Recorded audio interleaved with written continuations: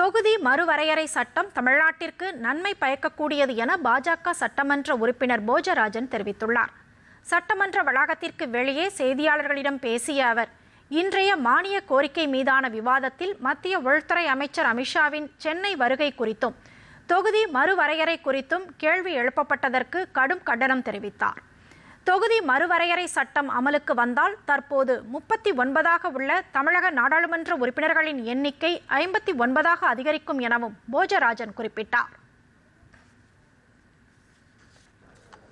50% உயர்வு என்று வந்தால் நமக்கு இப்போ 39 மெம்பர் இருக்கிறோம்.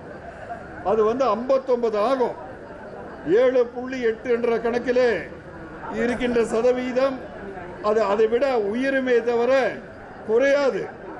ஆகவே டீலிமிட்டேஷனில் இன்று மத்திய அரசு கொண்டு வருகின்ற அந்த திட்டத்தில் தமிழகத்திற்கோ தென்னகத்திற்கோ எந்த குறைபாடும் வராது, நலன்கள் பாதிக்கப்படாத அளவிலே அவர்கள் செய்ய இருக்கின்றார்கள்.